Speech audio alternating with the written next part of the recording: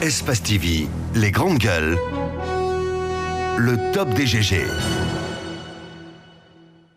Madame Yansani Fatou Baldé, bonjour. Bonjour, monsieur Diallo. Merci d'accepter notre invitation.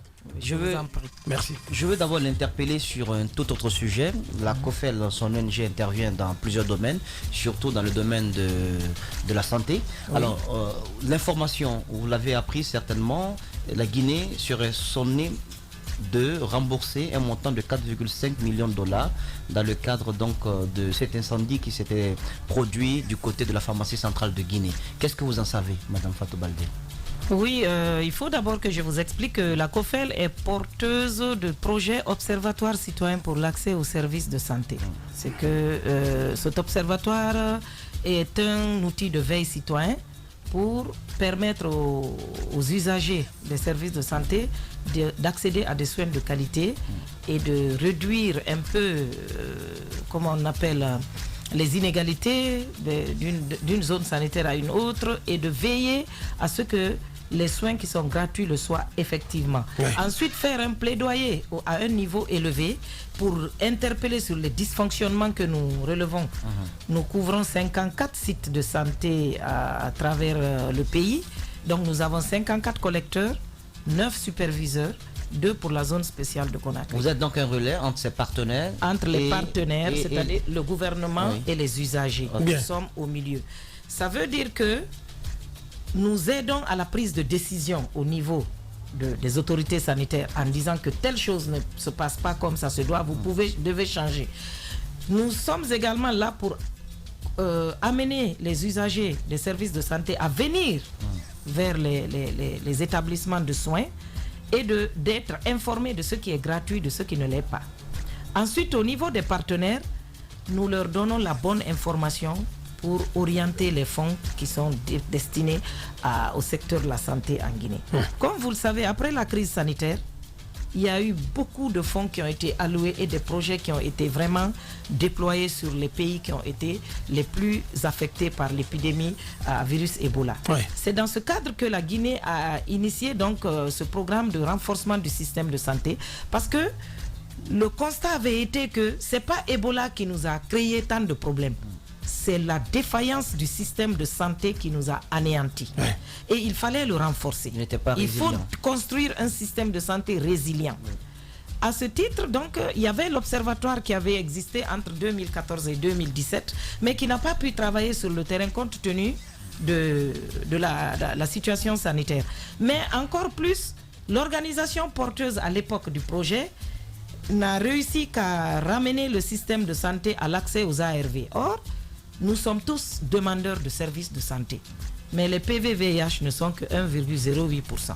Donc on ne peut pas confier la santé de tout le monde au PV-VIH pour que ceci réduise l'accès aux soins à avoir son comprimé d'ARV par jour. Ce n'était pas normal. Expertise France a dit qu'il ne voulait plus travailler avec cette organisation. D'ailleurs, on excluait la Guinée du processus. On gardait les autres pays, notamment le Niger et le Burkina. Voilà comment nous avons été consultés, compte tenu, vous avez tous été témoins ici, vous nous avez appuyés quand on était sur le terrain dans la riposte Ebola. Oui. On a dit qu'on voulait une organisation de préférence féminine, mais qui est qui a de l'expérience dans le domaine de la santé communautaire. Voilà comment le comité de pilotage d'Expertise France a retenu la COFEL pour porter le projet de l'observatoire. Les grandes gueules. Qu'est-ce qui s'est passé? Vous savez que les ARV sont donnés par le Fonds mondial. Le Fonds mondial a été créé depuis des années 2000 à cause du plaidoyer des organisations de la société civile pour que les pays riches mettent de l'argent dans le traitement contre le VIH et d'autres pathologies sont venues après. La tuberculose qui est intimement liée au VIH parce qu'il y a beaucoup de co-infections et le paludisme qui est la première cause de mortalité en Afrique au sud du Sahara. Ouais. Donc voilà comment le Fonds mondial est venu. Et le premier contributeur, c'est les États-Unis d'Amérique. Le deuxième contributeur, c'est la France. Mais la France a décidé de prélever 5% de ce qu'elle octroie au Fonds mondial pour mettre de côté afin de renforcer les systèmes des pays francophones. Ouais. C'est ce qu'on appelle Initiative 5% et qui est géré par Expertise France. Expertise France, c'est cette organisation qui gère tous les gros projets de développement que la France octroie aux pays du Sud. Bien. Donc, nous avons été retenus et on a commencé le travail, donc l'observation et tout. Et comme vous le savez, il y a 1 an, la pharmacie centrale a brûlé là où il y avait les dépôts des ARV. Ensuite, une partie de l'insuline infantile, l'insuline pédiatrique avait brûlé. Mais ce qui s'est passé, c'était des produits qui n'étaient pas loin de leur date de péremption. Il arrive qu'on redéploie des ARV d'un pays à un autre lorsqu'il y a des ruptures et qu'il faut envoyer un stock d'urgence. Acheter, acheminer, prendre du temps. On peut voir là où il y a un surplus de stock. On prend, on déploie à tel endroit pour régler l'urgence. Même en Guinée ici, vous pouvez trouver des centres qui sont en rupture, d'autres sont en surplus. On récupère, on fait cette gymnastique-là pour permettre aux malades de poursuivre leur traitement. Effectivement. Donc, les ARV là devaient être redéployés dans l'information que nous avons eue de l'agence ONU-SIDA, qui est le groupe du système des Nations Unies de la riposte contre le VIH, pour dire qu'on devait redéployer ces produits-là en RD Congo. Pendant qu'on était en train donc de finaliser, parce que la RD Congo est un pays très consommateur d'ARV, ils ont un taux de personnes vivant avec le VIH très très élevé. Ouais. Alors, pour la période qui restait pour la péremption de ces médicaments, ils auraient pu être absorbés dans ce pays. Malheureusement, l'incendie s'est déclaré, le dépôt a brûlé. Alors, quand il arrive comme ça, celui qui a donné, il se dit que c'est l'argent de nos contribuables. Nous donnons ils cherchent à comprendre. Ils cherchent à comprendre. Ouais. Ils vont demander de faire des enquêtes. Et de ces enquêtes-là, ils vont juger eux-mêmes du sérieux. S'il arrive que, ça peut arriver aujourd'hui, on a vu la cathédrale, elle a pris feu. Il y a des choses qui arrivent. Ouais. Alors, l'enquête va être menée, on saura la source d'incendie est partie d'où. Donc, ça fait maintenant plus d'une année que pour la Guinée, je crois que le Fonds mondial n'a peut-être pas eu de réponse satisfaisante ou de réponse convaincante et a décidé la semaine dernière que la Guinée doit rembourser les 4 500 000 $. Et comment? Si la Guinée achète l'équivalent du stock brûlé et approvisionne les centres de prise en charge, ils considèrent que c'est réglé. Mais que s'ils ne le font pas, la prochaine subvention qui va être allouée à la Guinée, ils vont imputer 9 millions de $, donc le double. Ça va faire qu'on va payer les ARV et on va imputer encore 4 500 000, ça fera 9 millions. Donc voilà la décision qui a été prise par le Fonds mondial.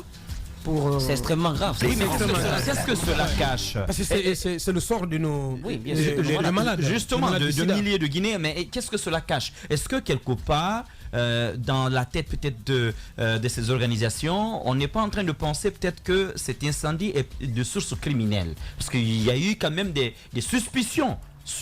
Parce que le cargo qui devait emporter ces médicaments était sur le tarmac pratiquement à Conakry. Voilà. Et est-ce que c'est parce qu'il y a de la suspicion finalement? Est-ce que cet incendie-là pourrait éventuellement cacher des cas de prévarication? Bon, je ne suis pas dans les secrets du Fonds mondial. Moi, je reçois des informations et c'est-à-dire que tout message qui est adressé au gouvernement, qui est adressé aux partenaires, nous sommes des partenaires du Fonds mondial. Aujourd'hui, nous sommes sous-récipiendaires des subventions du Fonds mondial et à ce titre, on a des exigences de gestion, de tenue, de résultats et de tout un ensemble de choses auxquelles nous devons... Mais si le Fonds mondial met si le Fonds mondial a mis sa menace à exécution, ça présage que ce qui a été donné comme argumentaire n'a pas convaincu. Et vous savez, souvent, il y a des choses qui se font en Guinée, qui se passent. On dit une commission d'enquête est ouverte. Encore que cette fois-ci, peut-être que ça a au moins abouti, mais que ça n'a pas convaincu. Mais il y a des risques. Vous savez, dans d'autres cas, ça n'aboutit même pas, ça ne finit pas. Bien. Donc voilà. On va à présent s'intéresser à la politique, Jacques, si tu permets. Oui, allez-y. Oui, bien naturellement, on va parler de ça, mais si vous permettez, Boubacar, je voudrais parler des conséquences, parce qu'il y a des risques, bien entendu, parce que même quand les stocks là étaient là, il y a un moment donné, on a parlé des ruptures. Il y a quelques personnes atteintes du VIH qui avaient contacté la presse pour dire comme quoi il y a des centres de santé qui en manquaient. Est-ce qu'on ne peut pas craindre une rupture beaucoup plus généralisée ou à une échelle beaucoup plus grande? Vous savez, dans les conditions normales, la rupture est due à un problème de dysfonctionnement au niveau de la chaîne d'approvisionnement. À ce niveau, aujourd'hui, je peux vous garantir qu'on a déjà établi la chaîne de responsabilité pour savoir quand il y a rupture, qui est responsable. Avec l'observatoire, qu'est-ce qui se passe? Lorsqu'un centre de santé a des problèmes d'ARV au niveau de l'établissement, l'information est remontée directement au niveau central à la COFEL.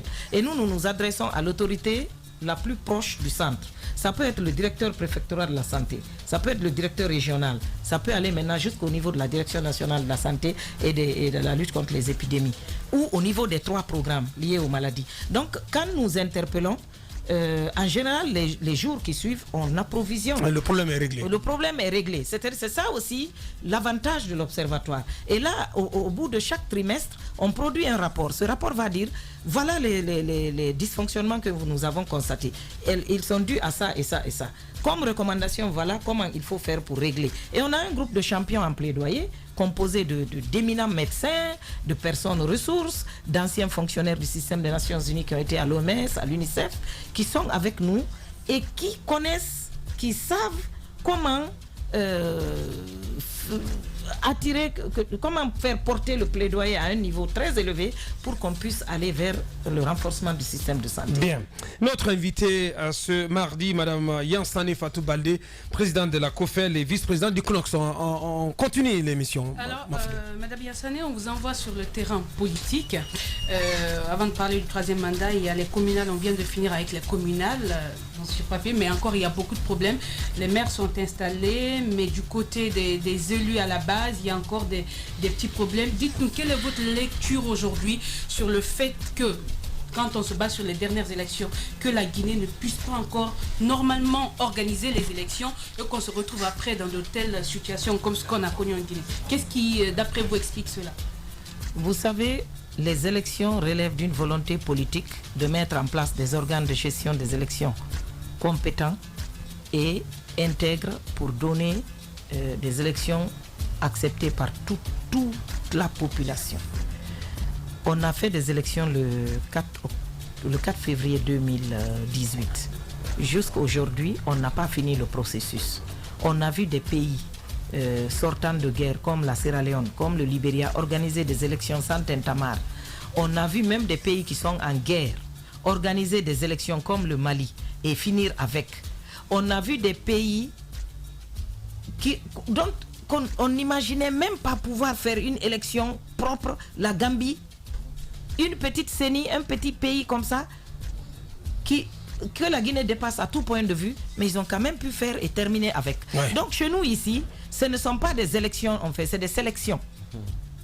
Le peuple vote, ensuite on passe par des chemins détournés pour faire ce qu'on veut du résultat des populations. Ouais. C'est ça le problème. Aujourd'hui, le seul retard qu'on peut expliquer dans la mise en place des quartiers et autres, c'est de pouvoir encore créer d'autres problèmes auxquels on va s'acharner pour qu'ils viennent encore avec d'autres nouvelles formules, d'autres nouveaux comment on appelle, systèmes pour nous amener à quelque chose qui ne soit ni légitime, ni légal, et qui ne sera de toute façon pas accepté. Ça va créer d'autres crises. Alors, vous êtes aussi membre du Conseil national des organisations de la société civile. Où, nous apprenons que normalement, dans les prochaines semaines, ce conseil doit, le plus grand, je pense, doit organiser le renouvellement de ces instances, donc le congrès. Mais l'information qui nous parvient est que le CNOX n'a pas le budget pour la tenue de ce congrès. Un budget autour de 300 millions de dollars. Qu'est-ce que 300 millions de francs guinéens. 300 millions de francs guinéens, ma foi. Alors, qu'est-ce que vous en savez? Deuxième question, on a tous été surpris du non-départ de Dansa Kourouma à la tête de la CENI. La tradition aurait voulu que ce soit lui qui soit porté à la tête de la CENI. Il s'est expliqué sans convaincre beaucoup de personnes. Est-ce que vous savez des non-dits de cette histoire, Madame Fatou? D'abord sur le congrès. Bon, toute organisation qui se respecte doit organiser des congrès de façon périodique pour renouveler la confiance des personnes comme on appelle, qui composent l'organisation et mettre en place une nouvelle équipe dirigeante. Ça, c'est normal. On devait faire le congrès depuis, je crois 2017 ou 2018, mais même en dépassement. Mais vous savez, souvent, il y a des aléas qu'on ne contrôle pas. Oui. C'est arrivé, on est en dépassement. Donc, le renouvellement des instances à la base est en cours. Et c'est quand tout cela est terminé, donc du conseil, du comité de veille, conseil sous-préfectoral, conseil préfectoral, conseil régional, ensuite, ce sont ces grands électeurs qui vont se retrouver pour élire le nouveau bureau du Conseil national. Donc c'est un processus qui est en cours depuis que nos mandats sont expirés, quoi. Vous conviendrez que ça prend du temps. Pourquoi vous n'arrivez pas, à organiser le congrès? Ça prend du temps parce que le problème qui est là, nous allons nous réunir quelque part, nous sommes plus de 100 et quelques personnes, il faut les héberger, les nourrir et puis... oui, mais attendez. Non, mais attendez. Elle fait dans la langue de bois ce matin, Madame Yassane. Vous saviez que vos mandats arriveraient à échéance. Oui. Ça, et vous connaissez déjà la date. Oui. Pourquoi ne pas vous y être pris assez tôt pour préparer déjà ces échéances-là? Voilà. C'est ça la question. Maintenant, je vous dis, en 2002, lorsque le conseil a été mis en place et qu'on a élu le premier bureau du conseil, en 2007, avec 1 an de retard, on a organisé le 2e congrès. Avec 1 an de retard. À l'époque, on venait de sortir des péripéties de 2007. Nous avions le vent en poupe. Nous avions la confiance des partenaires, la confiance des populations. Dès qu'on a claqué le doigt, on nous a donné de l'argent pour aller faire le congrès. On a fait. Espace TV, les grandes gueules, le top des GG. De 2007 jusqu'en 2014, alors que le mandat des élus c'est 4 ans. Vous vous rendez compte du retard qu'on a eu? On n'avait pas d'argent, on n'a pas trouvé de partenaires. De toute façon, de plus en plus, les partenaires ne financent plus des congrès. Si vous avez on nous dit que la présidence aurait été sollicitée pour faire financer votre congrès, mais qu'on aurait vraiment des réticences de ce côté à cause de Dr Dansa Kourouma lui-même, parce qu'il se raconte que lorsqu'il a été porté à la tête du CNOCS, la présidence était passée par là aussi. Moi, je ne sais pas si on a contacté la présidence pour de l'argent. En tant que première vice-présidente, je ne suis pas informée, je ne suis pas associée. Est-ce que vous êtes active? Vous êtes d'accord quand même que le CNOCS a perdu de sa crédibilité? Est-ce que vous êtes active au sein du CNOCS, madame? Vous êtes la première vice-présidente. Ça, je vous le concède. Est-ce que vous êtes active même? Vous êtes active au sein du CNOCS? Bon, disons que compte tenu de mes occupations vraiment... à la COFEL et dans d'autres structures régionales. Peut-être que vous en êtes dégoûté. Il y a des raisons. Voilà. Touchons du doigt le fond. On vous sait très actif. C'est quoi le problème? Pourquoi ce petit recul, ce petit pas en arrière par rapport aujourd'hui au CNOSC? Pourquoi? Bon, en fait, c'est pas un pas en arrière. C'est que je ne suis pas la seule. Vous comprendrez qu'il y a beaucoup de membres du bureau. Non, mais non. Moi, je ne vous reconnais pas ce matin. Je vous dis. Premièrement, je ne suis pas une personne qu'on endoctrine ou qu'on muselle. La musellation commence par quoi? J'ai vu un communiqué qui circulait qui dit aux membres du conseil de s'abstenir de tout commentaire concernant le 3e mandat et de ce qui s'ensuit. Mais je ne me sens pas concerné. Parce que ce n'est pas la colonisation là-bas. Le conseil a été... Non, quand on demande aux gens de ne pas parler. Mais ça, c'est enfreindre à leur liberté. Je ne sais pas qui a pris la responsabilité de se communiquer. Le signataire est connu quand même. Je ne me reconnais ni dedans et je n'y souscris pas. Justement. Alors justement, est-ce que vous ne vous reconnaissez pas dans ce communiqué? Si je ne me reconnais pas dedans et je ne souscris pas. Depuis que je me suis engagé comme activiste, j'ai eu la même ligne de conduite. La même ligne de conduite. Parce que Ben Sekoussi, la paix à son âme, nous a formaté à dire que la société civile est un contre-pouvoir, mais qui aide à améliorer la gouvernance dans un pays. Lorsque tu t'agrippes au pouvoir, tu perds toute ta crédibilité. Et pour ces raisons, le langage que je tenais vis-à-vis du régime du général Lansana Conté, je suis même plus souple aujourd'hui vis-à-vis du régime actuel. Mais j'ai toujours tenu le même langage. Quand ça ne va pas, les droits humains sont bafoués, je le dis. Quand il y a un problème sur la gouvernance, je le dis. Et j'ai gardé mon indépendance. Quel que soit. Je me suis retrouvé au cabinet de Dadis. Les gens ne savent pas pourquoi. Parce que quand il y a eu le premier communiqué, j'ai dit qu'on ne souscrit pas, j'étais avec Nabi Yakité. Les jeunes qui étaient avec nous sont partis directement au camp Alpha Yaya pour aller nous dénoncer là-bas que nous sommes en train de faire une résistance à leur coup d'État. C'est en ce moment même, je crois que dans leur concertation, quand mon nom est apparu une fois, deux fois, puisque Dieu fait bien les choses, il y a des personnes quand même qui ont dit, je crois, au capitaine Dadis, pourtant cette femme-là, elle est bien. Ils ont dit des choses positives me concernant. Il a dit, bon, mettez-la dans mon cabinet. Comme ça, elle va se taire. Je suis venu, quand j'ai compris que ça n'allait pas, mais j'ai fait un abandon de poste au bout de 4 mois. Depuis le mois d'avril 2009, moi j'avais cessé d'aller au travail. Bien. J'ai laissé tomber. Alors, ça veut dire que je n'arrivais plus à m'exprimer. Je ne pouvais plus m'exprimer parce qu'on dit droit de réserve.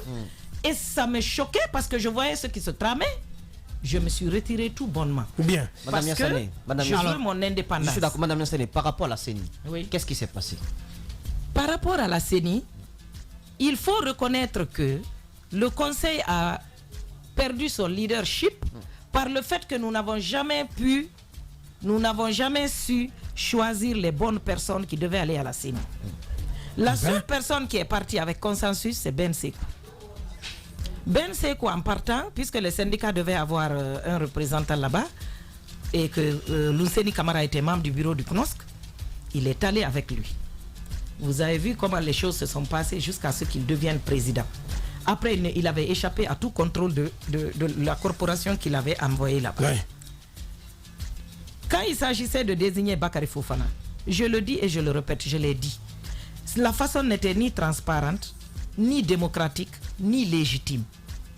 Quand j'ai commencé à dénoncer avec d'autres qui n'étaient pas d'accord, on nous a taxés de tous les mots. Mais vous avez vu qu'à la fin, on a eu raison. Et j'avais dit ce jour-là à Bakary en face à face, dans ça peut le témoigner. J'ai dit, je ne te soutiendrai pas. Parce qu'après toi, le Conseil ne sera plus président de la CENI. Tu vas tout gâter.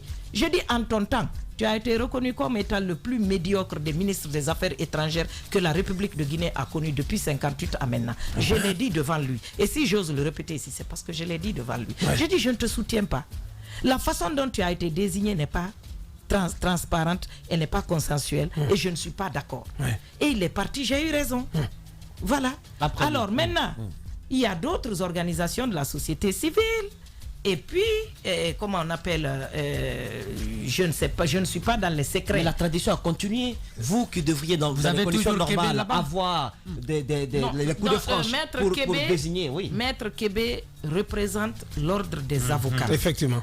Il était question à l'époque, quand il fallait donner 3 représentants de la société civile, on a dit, compte tenu du leadership du CNOSC à l'époque dans l'univers de la société civile, un représentant du CNOSC, compte tenu du rôle joué par les syndicats en 2007, un représentant des syndicats, et puisque c'est des questions hautement juridiques dont il fallait, Ben Sekou a dit il faut qu'on prenne l'ordre des avocats qui nous envoie un représentant pour nous aider à décrypter les textes que nous allons avoir à gérer. Pourquoi dans ça n'y est pas allé?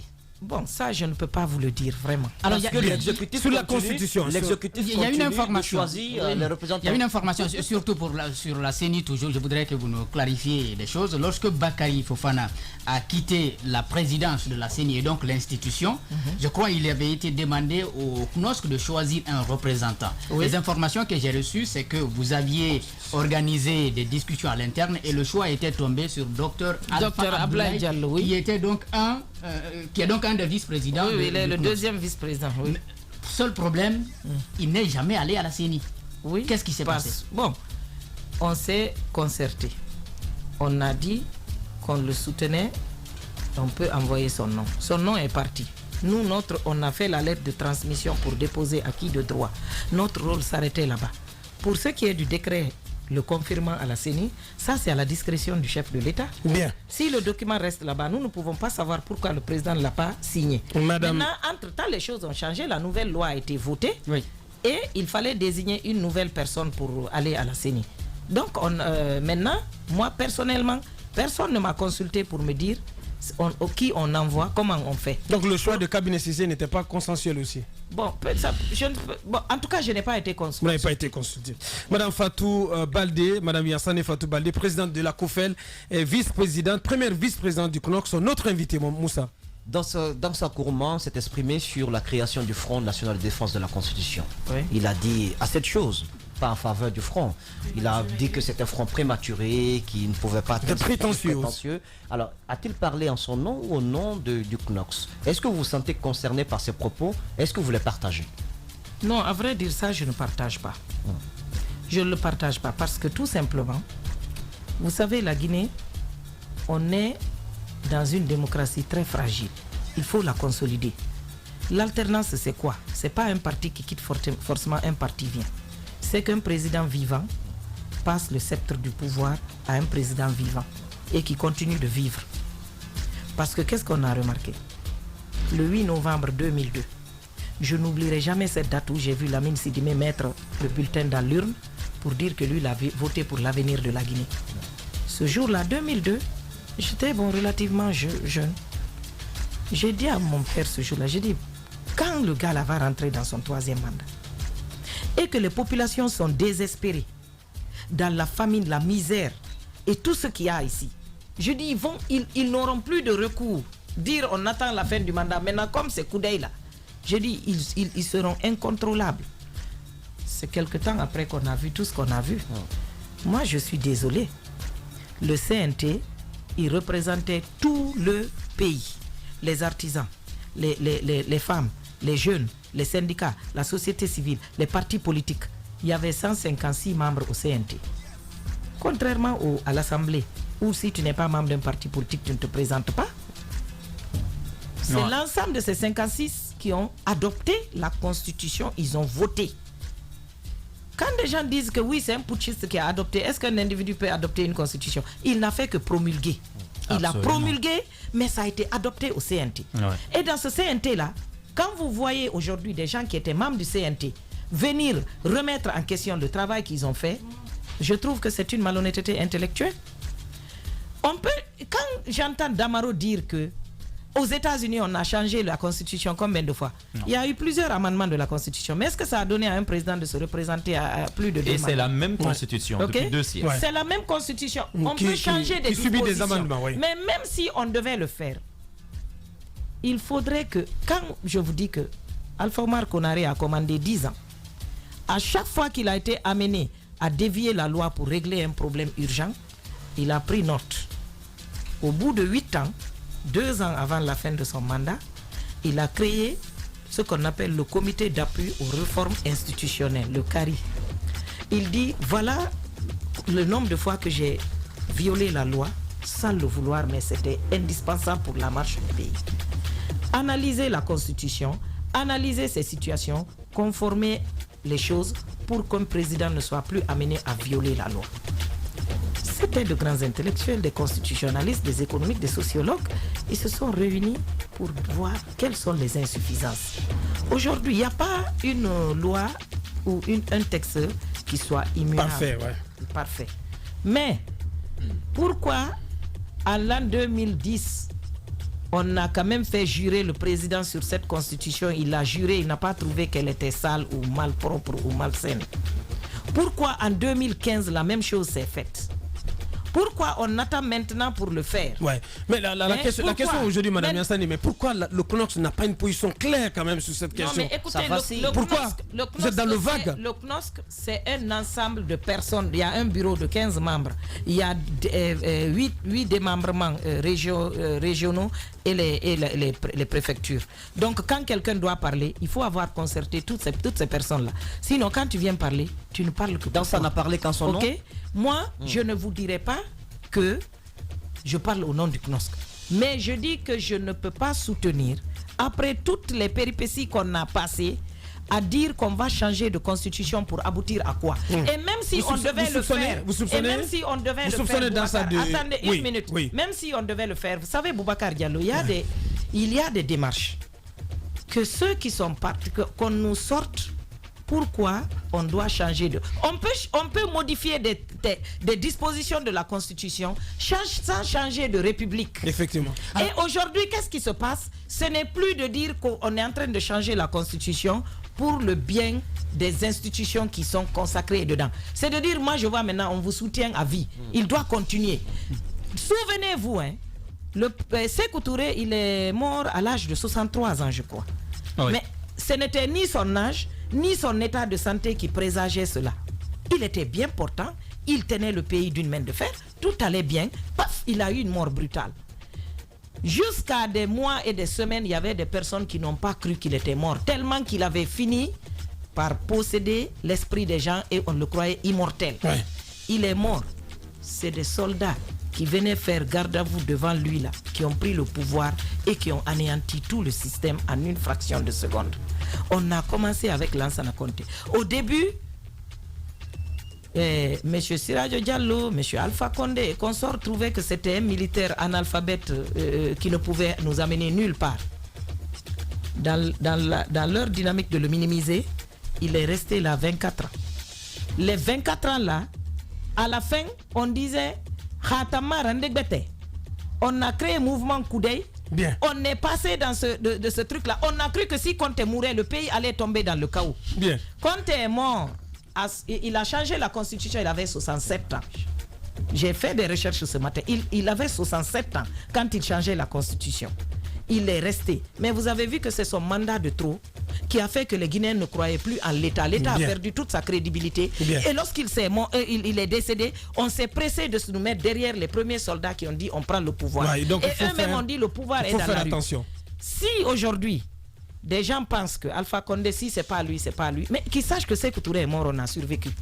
Lansana Conté est mort, on a survécu. Bien. Dadi c'est à Ouagadougou, on a survécu. Sekouba Konaté est quelque part dans le monde, on a survécu. Bien. Alpha Condé à 82 ans, il va changer la constitution. Quel que soit l'amour que Dieu a pour lui, il ne peut plus vivre le temps qu'il a déjà passé. Bien. Et il va partir un jour, à moins que les partisans de ce troisième, de ce coudéisme-là aillent chez Dieu pour avoir un certificat d'immortalité de Alpha Condé, pour qu'on le garde alors comme ça pour de bon. Les vérités... Et si cela n'est pas possible, il faut qu'on apprenne à passer le pouvoir d'un vivant à un vivant. Madame Fatou Baldé, Madame Yansane Fatou Baldé, c'est vérité crue sur notre antenne dans cette émission. Malheureusement, le temps, la radio c'est l'heure, notre temps imparti est arrivé à expiration. Merci à tous et on va chuter là-dessus avec cette réaction du docteur Moussa Konaté de la PCG. Bonjour, excusez-moi, je suis désolé de cette déclaration de Madame Baldé. Le Fonds mondial demande le remboursement parce que cela fait partie des clauses contractuelles entre le fonds et la PCG à travers le CNLS qui était PR. En plus, ce n'était pas à cause des péremptions proches que ces ARV devraient être expédiés au Congo. Il poursuit, le fonds a reçu tous les rapports d'enquête. Il faut rappeler que les clauses de contrat, dans les clauses de contrat, la PCG est responsable de la gestion et de la sécurité des produits de santé qui lui sont confiés. Alors, nous avons tout intérêt. Je vais aller au bout. Nous avons tout intérêt d'assurer la sécurité des produits. C'est mieux qu'elle passe s'informer auprès de la PCG. Le fonds est bien satisfait des rapports car toute la crise a été gérée par un comité de crise dans lequel siègent tous les partenaires.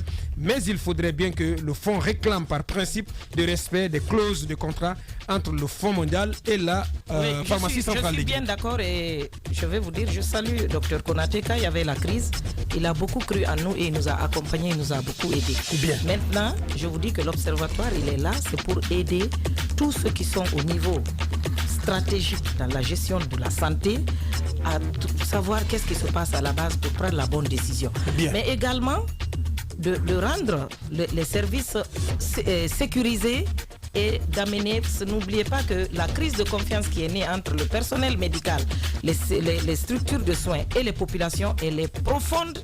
Il faut ramener les gens vers les structures de santé. Sinon, il n'y a pas de prestataire de santé sans demandeur de soins. Bien. À ce niveau, j'avais bien précisé que il y a des moments où on redéploie les médicaments d'une zone à une autre pour essayer de régler des ruptures de Merci à vous. Oui, Moussa, en 30 secondes.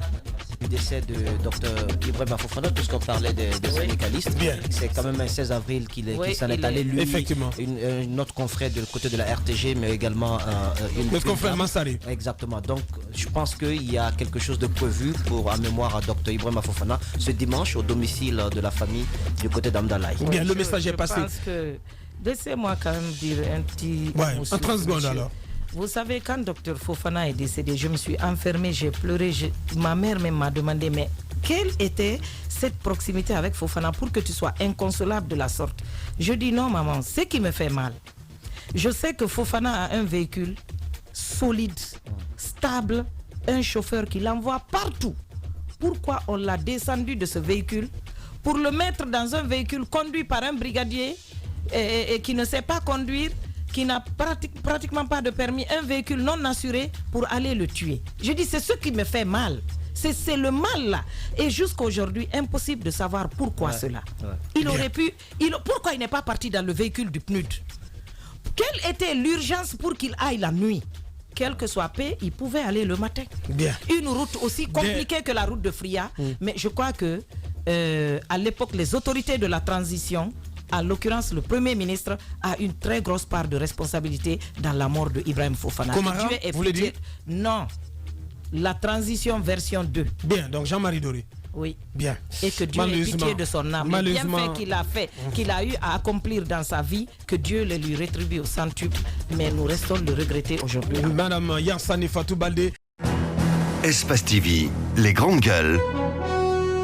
Le top des GG. À présent, notre invité, M. Aboubakar Souma, président du parti GDE. Bonjour à vous, M. Souma. Bonjour, merci de répondre à notre invitation. Pour commencer, Jacques Lewaleno. Alors, on va bien commencer par l'actualité. C'est bien sûr ces rencontres que nous avons souvent sur le terrain, ici à Conakry, mais à l'intérieur du pays, ces rassemblements pour, dit-on, soutenir la modification de la Constitution. On vous a vu la dernière fois, vous étiez plutôt en retrait parce que vous avez tenu une assemblée qui a parlé des questions économiques et autres. Est-ce que vous pensez que cette histoire de modification de la Constitution doit être au centre du débat public aujourd'hui dans notre pays? À mon sens, non. Ça ne constitue pas ni la préoccupation de M. Aboubakar Souma, ni la préoccupation de son parti. Moi, je pense que aujourd'hui, ce n'est pas une question à l'ordre du jour au niveau de mon parti. Notre préoccupation majeure, c'est l'implantation de notre parti, c'est le renforcement de nos structures. C'est pourquoi d'ailleurs, aucun Guinéen nous le dira en tout cas sérieux, qu'il a constaté la présence de M. Souma Aboubakar dans ces rassemblements que vous parlez, ou ses responsables politiques sur le terrain. Au contraire, nous avons une stratégie actuelle au niveau de l'implantation du parti qui consiste à délocaliser nos assemblées générales dans les communes de Conakry et à l'intérieur du pays. La preuve, toutes nos assemblées générales sont couvertes par espace. Et celle du samedi à venir sera tenue dans 2 lieux différents, à Tanene Carrefour dans Bramaya et à Kolia Sanamato dans Boké. Monsieur Souma, honorable, au moment où vous êtes en train d'implanter votre parti politique sur le terrain, et en ce même moment, vous ne vous souciez pas du tout de ce combat pour la sauvegarde de la Constitution, vous ne pensez pas que vous risquez d'installer votre parti sur l'ensemble du territoire national et ne pas avoir plus tard la possibilité de concourir à une quelconque élection, puisque ce dont il s'agit, c'est quand même le fait de sauter le verrou au niveau de la limitation du nombre de mandats et de ramener certainement, selon ce que nous avons pu lire, le mandat présidentiel de 5 à 6 ans. Alors, est-ce que vous ne trouvez pas que ce combat doit également être le vôtre? Si ce combat, si cette déclaration était officielle, ça doit être le nôtre. Mais j'avoue que jusqu'à l'heure où vous me parlez, Aboubakar Souma en tant que leader politique, Aboubakar Souma en tant que député de la République, n'a jamais été de façon officielle informé d'un quelconque document qui parlerait d'une nouvelle constitution ou même de la révision constitutionnelle. Vous avez vu ce qui s'est passé à Bofa, vous avez vu ce qui s'est passé à Tanene, à Fria, vous ne voyez pas ces foyers de tension et un peu partout? J'avoue que oui. Il y a ce qu'on peut appeler en politique les activistes. qui parfois, pour une raison ou une autre, peuvent entreprendre des démarches allant dans le sens de satisfaire leurs objectifs inavoués. Le problème de loi de la République relève de la compétence de deux institutions. La première institution n'est autre que l'Assemblée nationale et la seconde, la présidence de la République. Mais même à ces deux institutions, s'il est question d'une loi qu'on appelle la loi mère, la loi fondamentale ou constitution, ça dépasse un peu leurs compétences. C'est vrai qu'à un moment récent, nous avons dit qu'il y avait des insuffisances dans ce qui existait. Lorsque nous serons consultés au moment venu en tant que leader politique, en tant que parti politique, en tant que représentant du peuple, nous allons soumettre cette question-là à nos militants et à nos responsables. Nous allons soumettre, comme d'autres l'ont dit ici tout de suite, à nos autorités morales, les réponses qui viendront de ces deux entités nous permettront de faire une déclaration. Alors, vous direz ce matin que ce débat n'a pas lieu d'être, le débat qui a cours en ce moment, parce qu'il y a même au sein de l'opposition... À mon sens, non, même au sein de l'opposition et au niveau de la société civile, on prend la chose très très au sérieux. À mon sens, non. Et un mouvement a été mis en place. On continuer la lutte pour finir avec les communales. Je vous informe ici que jusqu'ici, les élections communales et communautaires ne sont pas encore terminées. Les grandes gueules. Depuis février 2018, nous avons commencé ces élections. Jusqu'à l'heure où je vous parle, ne sont pas terminées. On devrait installer les quartiers, les conseils de quartier et les conseils de district. On devrait installer les conseils régionaux. On devrait installer le haut conseil des collectivités. C'est à ce prix. Et c'est ça que la loi exige. Et d'ailleurs, la loi est allée plus loin et plus précise au niveau de l'installation des conseils régionaux. On dit après l'installation des conseils communaux, urbains et ruraux, nous devons pouvoir installer 60 jours, dans 60 jours, les conseils régionaux. Jusqu'ici, personne n'en parle. J'avoue que les politiques... Mais ça risque de ne pas avoir lieu. Les grandes gueules. La politique où les leaders guinéens ne s'occupent pas. On essaye de distraire le peuple. On essaye de tromper le peuple. Comment ça? Ce que la loi nous donne comme droit, essayons de nous battre pour que ce droit-là soit respecté. Mais vous savez bien que la loi va être remise en cause. Bon, moi je ne le sais pas, c'est toi, c'est vous qui le savez, c'est vous qui m'apprenez. Vous savez que le RPG... C'est vous qui m'apprenez parce que je n'ai jamais été, je le répète encore, je pose la question. En tant que député de la République. Y a-t-il des velléités ou pas d'amender, en tout cas, le code électoral auquel vous êtes opposé? On m'apprend, je l'ai appris par voie d'oiseau. En tant que député, si une loi doit être soit sous forme de proposition de loi par des députés, sous forme de projet de loi par le gouvernement, si cela est le cas, on doit me donner une copie pour analyse, examen et étude afin que je donne ma position. Si je n'ai pas reçu encore une copie de façon officielle, ça veut dire que ça n'existe pas. Alors, M. Souma, vous écoutez, vous parlez de la logique, de la manière dont les choses devraient se passer. Effectivement, voilà. Sauf que pour ceux qui ont l'expérience, ne serait-ce qu'en Guinée avec Lansana Conté, on sait que ça ne suit pas les règles de l'art. On a... Non, je veux dire à l'époque de Lansana Conté, la modification de la Constitution, c'est-à-dire on ne vous avertit pas, il y a des démarches qui sont menées, il y a des rumeurs, comme vous le disiez tout à l'heure, les voix d'oiseaux et autres. Mais justement, est-ce que tous ces éléments, avec tout ce qui est en train de se passer, ces choses ne sont pas de nature à vous dire tenez, il y a quelque chose qui se prépare? Est-ce que vous ne comprenez pas cette mobilisation de part et d'autre de la société civile, de vos pairs de l'opposition, pour justement freiner, même si c'est vrai, l'inquiétude pour le moment, c'est par exemple l'installation des conseils de quartier. D'abord, je voudrais faire un rectificatif par rapport à ce que vous venez de dire. Au temps du général Lansana Conté, la première constitution de 90, après sa rédaction par le comité militaire de redressement national, a été la première mouture a été soumise à la lecture populaire de tous les Guinéens pendant une période de 40 jours. Ça a été affiché partout.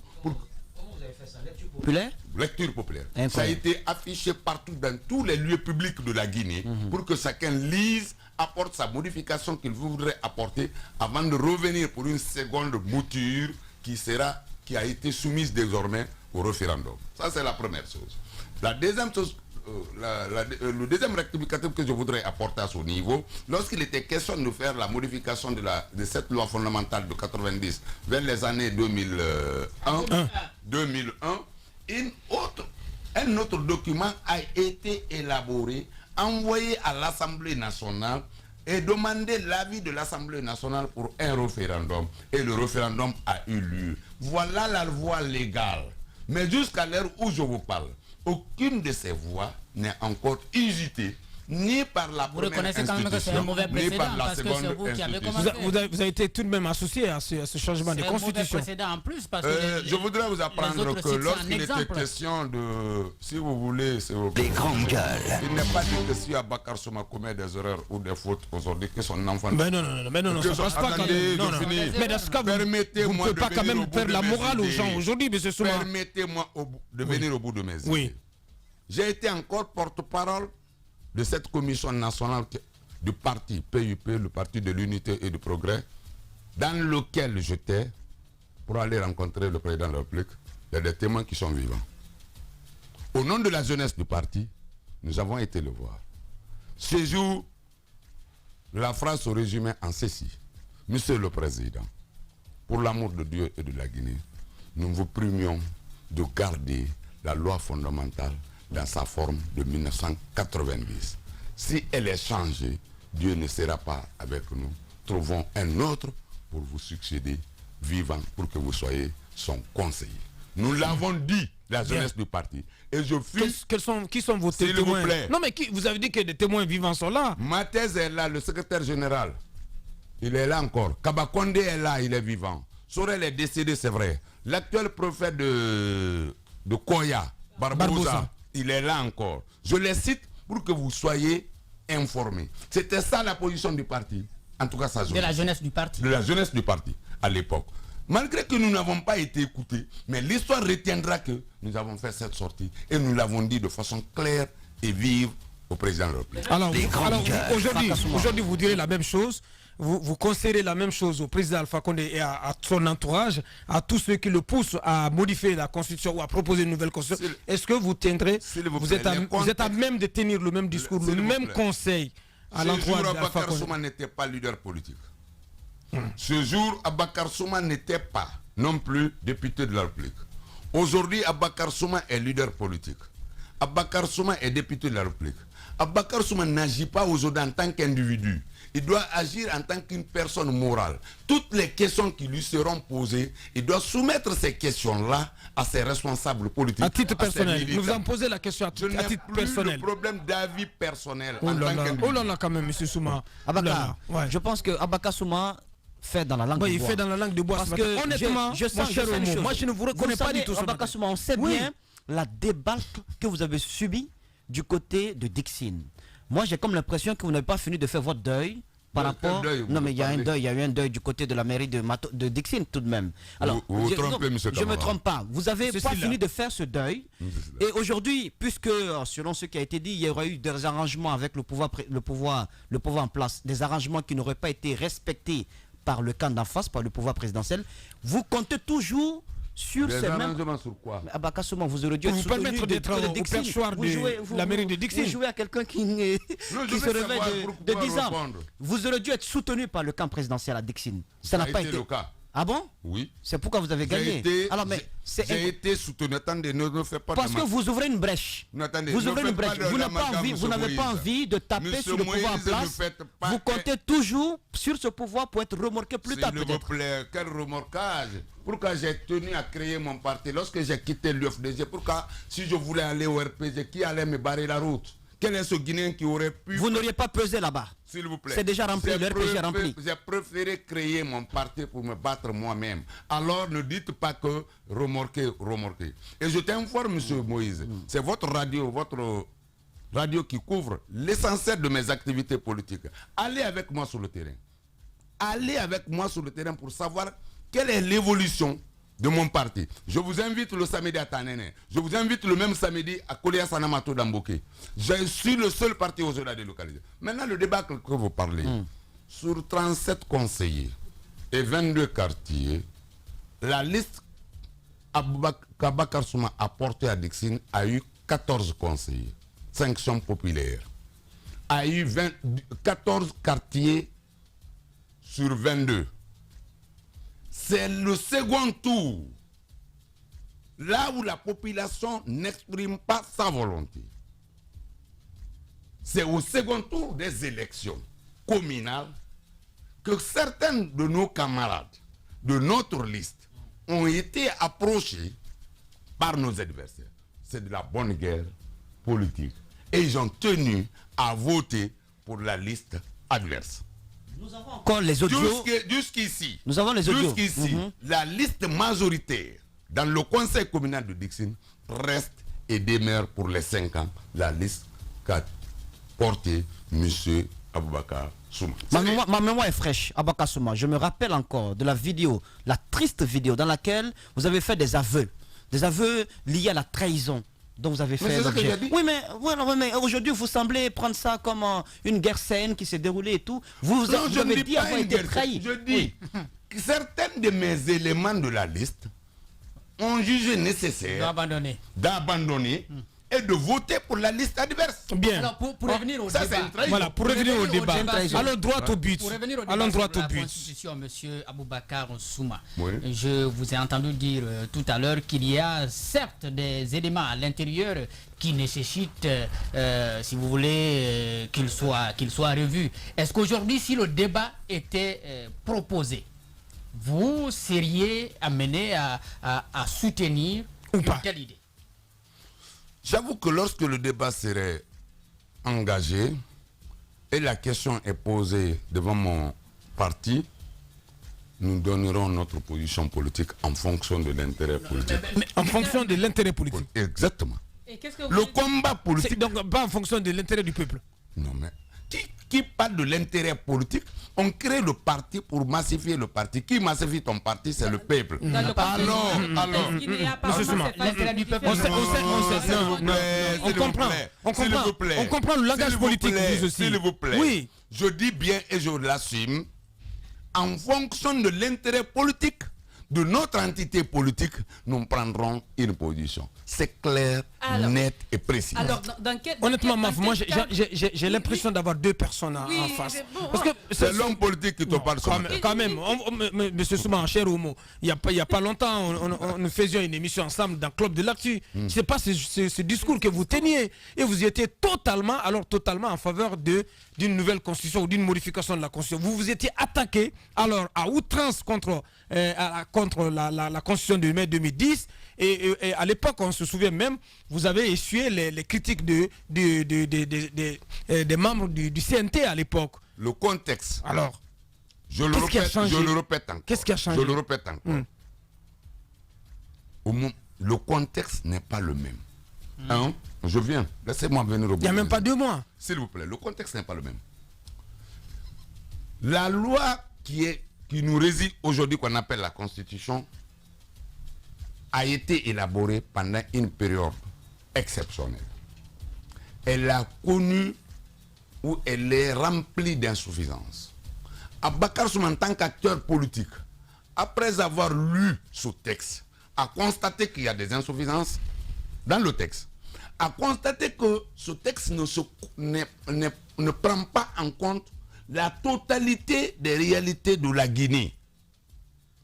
Il a estimé faire une sortie pour avertir l'opinion politique guinéenne de prendre les textes qui vont dans le sens de respecter nos coutumes et nos réalités. Après ça, s'il y a eu d'autres sirènes qui viennent pour autre chose, dans laquelle Aboubakar Souma n'est pas invité, n'est pas consulté, son parti n'est pas invité, il n'est pas consulté. Oh là là. Alors, vous êtes un frustré, cher Omo. Frustré quoi? Si, vous êtes un frustré. Aujourd'hui, là, finalement, le Front national de défense de la Constitution. Non, Moussa. Je ne suis pas dedans. Moussa, s'il te plaît, je vous dis, non, mais il a lâché le morceau. Oui. Le fait est qu'il se sent complètement mis à l'écart par rapport à Qu'est-ce que vous appelez mise à l'écart? Mais on entend aussi le langage politique. Vous dites que vous n'êtes pas invité, vous êtes oublié, vous êtes mis à l'écart. Je t'invite au soir, je comprends moi je comprends votre frustration. S'il vous plaît, oui. si c'est en tant qu'Abakar Souman, il n'y a pas cette entité guinéenne aujourd'hui politiquement constituée qui n'invite pas Abakar Souman ou qui ne vient pas rendre visite à Abakar Souman. C'est évident. Pourquoi vous n'avez pas Est-ce que vous comprenez? Oui. Pourquoi vous dites que vous n'êtes pas invité? De valeurs dans ma vie. Pourquoi vous dites que vous n'êtes pas invité? Vous n'êtes pas invité par rapport à quoi? Laissez-moi venir au bout Oui, allez-y. Oui. J'ai un certain nombre de valeurs que je défends. Mordicus. Lorsque je suis leader politique, je représente un groupe important d'hommes politiques. Si tu veux m'inviter, tu ne m'invites pas en tant qu'Abakar Souman, tu m'invites en tant que leader politique. Qui ne vous a pas invité? Abakar Diallo. Abakar, s'il vous plaît. On peut poser Le débat politique. On vous a écouté tout à l'heure. Oui. Vous parliez de votre c'est pas attachement aux valeurs démocratiques, si on vous écoute bien. Mais en même temps, vous dites que si au moment venu, c'est vrai tout ce que vous nous avez dit tout à l'heure sur le fait qu'il y a des anomalies qu'il faut corriger, là on est tout à fait d'accord. Mais si dans cette volonté d'améliorer notre constitution, il y a la velléité du côté du pouvoir se confirme, et qu'on vous consulte, dites-nous clairement quelle est votre position. Est-ce que vous êtes pour un éventuel 3e mandat du chef de l'État? Dans quel cadre vous pouvez adhérer à cette idée? D'abord, vous confondez deux choses qui ne sont pas confondables. 3e mandat n'existe pas en Guinée. Il n'y a pas de possibilité de 3e mandat. C'est trop facile de nous dire ça. Bien, on va Attendez, il n'y a pas de possibilité de 3e mandat. Attendez, si vous posez la question, laissez la personne répondre à votre question. Heureusement que Il n'y a pas de gardons tous les enregistrements de 3e mandat. Bien. D'accord. Deuxième chose. Je vous rappelle que nous allons à vous opposer plus tard les bandes sonores. Vous avez affirmé ici qu'il n'y aura pas de possibilité de 3e mandat. Je le dis, il n'y a pas de possibilité de 3e mandat. Je le dis ici et je l'assume. Au plus grand jamais. Attendez. Mais laissez-moi. Allez-y. Si vous voulez que je dise ce que vous voulez, maintenant dites-le à ma place. Allez-y, nous vous écoutons. Allez-y. Voilà. Allez-y. Il n'y a pas de possibilité de 3e mandat. De 3e mandat. Je vous apprends, madame, lorsque la question sera posée, comme tu as mis si, moi je mets hier, lorsque la question me sera posée en tant que leader politique, je soumettrai cette question à la base. Et la base décidera. Je savais. Moi, la question est toute simple. Jacques Lewa. Pour l'heure, il n'est pas opposé malgré tout. Oui, pour l'heure. Je ne suis non plus pour. Jacques Lewa. Alors, M. Je ne suis Abakar. pas opposé, je ne suis pas également pour. Monsieur Souma. Je ne peux pas me donner une position qui n'est pas la mienne. Monsieur Souma. Ce n'est pas l'objectif. Monsieur Souma, comment vous pouvez, en tant qu'homme qui s'attache aux idéaux en tant que démocratiques, en tant que Guinéen, comment vous pouvez encore avoir des réserves quant à une modification constitutionnelle pour un 3e mandat? Ou même vous qui le dites, vous mettez ça dans les phrases conditionnelles. Vous dites si. Vous continuez à parler de si.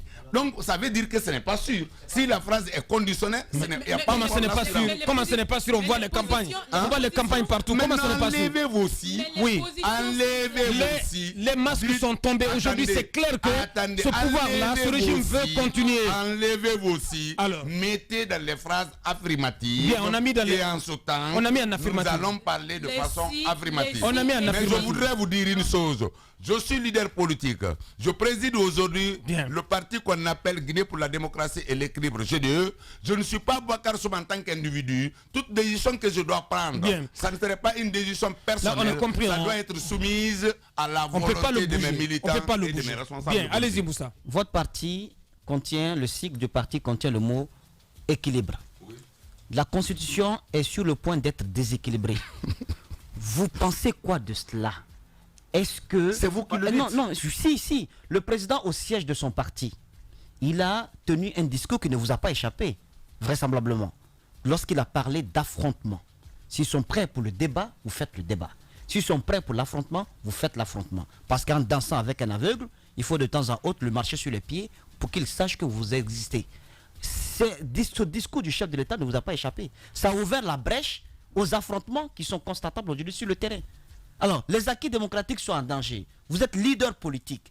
Vous mettez les bases de votre parti politique pour plus tard concourir aux échéances électorales et pour avoir le siège suprême. Alors, il y a aujourd'hui des dangers pour vous barrer la route. Parce qu'une présidence à vie, ça veut dire que votre parti n'est qu'une ONG qui va exister sur place, qui ne fera absolument rien d'autre qu'une sorte de surplace. Alors, ces dangers-là qui vont vous barrer la route, on vous demande de vous exprimer là-dessus, vous faites dans la langue de bois, M. Souma. C'est extraordinaire. Bon, M. Cédar, vous pensez que je fais la langue de bois, mais je ne crois pas. Peut-être que vous ne m'avez pas compris. D'abord, les propos tenus. Dans le vrai sens du terme, je ne suis pas pour les propos tenus. Je ne suis pas prêt à appeler les Guinéens aux affrontements. Ce que je vais conseiller au président de la République, même par rapport aux questions que vous posez là, moi à sa place, j'aurais invité la classe politique guinéenne ou les forces vives de la Guinée sur une table de concertation, de discussion, d'échange, pour qu'on trouve ce qu'il faut pour la Guinée et les Guinéens. Il ne sert à rien, je le dis ici, et je l'assume, d'appeler à un affrontement quelconque. Je ne souhaite pas que cela vienne encore des autorités du pays. Qu'est-ce que vous pensez de l'initiative? Attention. De la table, sur quoi? Où est le problème? Pourquoi on appellerait un pays comme le nôtre, même pas le nôtre, un regroupement humain, même une famille, a besoin de se concerter. Mais la question, la question qui est posée, c'est la Constitution, c'est le texte fondamental. Et vous pensez que la question est posée? Oui, moi, jusqu'à preuve du contraire, je me dis que si elle est posée de façon officieuse. Alors qu'est-ce que vous pensez de l'initiative de vos pères? Je veux parler de la celui d'Alain Diallo, de Sidi Touré et d'autres acteurs politiques majeurs de notre sphère politique, de s'associer aux acteurs de la société civile pour mettre en place un front qui a pour objectif de défendre la Constitution et de s'opposer à toute velléité de modification ou de changement constitutionnel. C'est leur droit. Vous pensez que c'est une initiative prématurée? Bon, je ne dirais pas prématurée parce qu'eux, ils savent peut-être pourquoi ils l'ont fait. Peut-être qu'ils ont des informations que nous n'avons pas encore. Ils peuvent mettre un front. Nous n'avons jamais été invités. Toutes les initiatives de mise en place des plateformes ou des fronts ou autre chose que nous avons eues, nous avons été rencontrer M. Sidi Touré, nous avons été rencontrer M. Faye jusqu'à dans son siège. Là-bas, si cette fois-ci il ne nous a pas invités, il ne nous a pas parlé, ils ont mis ça en place sans nous consulter. Si on vous invitait à rejoindre le FNDC, j'aurais soumis également l'invitation. Monsieur le président Alpha Condé, la question. Monsieur le président Alpha Condé est actuellement dans une sorte d'achat, entre guillemets, je veux dire quoi, c'est comme si c'était ces transferts auxquels on assiste au niveau du football. Il a envie d'acheter quelques personnes. Il joue son mercato. Donc du coup, est-ce que vous avez un prix, vous Aboubacar Souma, est-ce que vous avez un prix? Papa Koli a rejoint le navire présidentiel en dépit de tous les coups de marteau qu'il a donné au pouvoir présidentiel. Aujourd'hui, il a rejoint le navire présidentiel. Pas que lui, avant lui, il y a Makanera qui est parti. Mokhtar Diallo. Il y a Mokhtar Diallo qui est aujourd'hui en train d'organiser un mois de reconnaissance, un mois tout entier de reconnaissance du Fouta aux acquis du chef de l'État. Il y en a d'autres. Alors, vous, Aboubacar Souma, à quel prix, ne parlez pas de base encore cette fois-ci, à quel prix vous êtes prêt? On peut vous acheter. On peut vous acheter donc pour que vous puissiez rejoindre la galaxie. Je commence par une phrase symbolique pour vous. Aucune âme humaine ne résiste devant la corruption. C'est une question de prix. Ouais. C'est une question de prix. La vie, c'est une question d'intérêt qui lie les hommes. Ça peut être un intérêt politique, ça peut être un intérêt économique, voire même un intérêt social. Lorsque les partis apprécient à juste valeur ces intérêts, ils prendront une position. Voilà la position. En définitive, Aboubacar Souma a un prix. Oui, bien. Il a un prix. En définitive, y a-t-il opportun pour la Guinée de s'engager dans un débat pour modifier sa constitution ou passer à une nouvelle constitution? Y a-t-il une opportunité? Il n'y a pas de question taboue au niveau d'une nation. Toutes les questions peuvent être débattues par les patriotes d'une nation. Je pense qu'Aboubacar Souma, son point de vue, et dites-moi si je me trompe, M. Souma, vous préférez aujourd'hui une présidence à vie pour le président Alpha Condé au regard de ses acquis que de transférer de façon démocratique le pouvoir à un autre Guinéen, c'est-à-dire du groupe de ceux que vous connaissez déjà. Vous préférez... Non mais ceux qui sont... Exactement. Ceux qui sont du FNDC. Une alternance, on va dire. Vous préférez que ce soit... Un FD, ça c'est quoi? Non mais le Front National de Défense de la Constitution, les partis qui composent ce front. Vous préférez que le président Alpha Condé continue à vie à gérer ce pays, alternance en 2020 ou qu'il y ait alternance en 2020? Je n'ai pas compris. Vous pensez que nous autres, on a créé le parti pour continuer à accompagner? Non. Ah, mais voilà. Attendez. Ah, mais voilà. Parce que c'est que vous dites. Vous êtes en train de parler. Si c'est vous qui repartissez le pouvoir en Guinée, oui, parce que vous vous mettez à la place de Dieu même comme ça, vous dites que si ce n'est pas Alpha Condé, c'est un des éléments qui fait partir de FNDC. Alors ça c'est autre chose. Je vais vous dire une chose. Si nous avons jugé nécessaire de se lancer dans le combat politique, de créer un parti politique et de continuer à se battre, c'est pour avoir le pouvoir suprême de la nation. Mais là je le précise ici, ce n'est pas le cœur qui gagne ce combat, c'est la substance grise. Vous croyez à une alternance? Et cette substance grise doit être usitée de façon rationnelle pour qu'elle gagne ce combat. Est-ce que vous êtes convaincu que la Guinée a besoin d'une alternance maintenant? En 2020. Pourquoi pas? Vous y croyez? Ma famille a besoin d'une alternance. Vous y croyez? Vous croyez à une alternance en 2020? Je crois absolument, oui. Vous dites, est-ce que vous allez dire ici, ou vous demandez au président Alpha Condé donc d'être conforme au délai constitutionnel du mandat, sur le mandat présidentiel et de sortir par la grande porte en 2020? Je n'ai pas compris votre question. Est-ce que vous êtes à même de dire ici, pour votre mot de la fin, de demander au président Alpha Condé de se conformer au délai constitutionnel du mandat présidentiel, donc qui impose qu'il parte en 2020? Est-ce que vous allez lui demander de se conformer à ces deux mandats et de transmettre le pouvoir tout simplement en 2020? Ce n'est pas à moi de le dire ça. C'est la loi qui l'impose. Bien. C'est la loi qui l'impose. En tout cas, tout est dans cette phase, Moussa. Bien, si tu peux, parce que... Aujourd'hui, Abaka Souma, comme étant un député, entre guillemets, périmé. Le mot périmé n'existe pas. Non, notre mandat même n'est pas terminé parce que la loi est dans la Constitution. Si vous voulez défendre la loi, il ne faut pas défendre la loi, une partie de la loi, et abandonner une autre partie. Cette loi que vous défendez maintenant, la mordicus, dit que la législature en exercice ne prend fin lorsqu'il y a une nouvelle qui est installée. Bien. Et où est la nouvelle? Où est la nouvelle? Espace TV, les grandes gueules, le top des GG.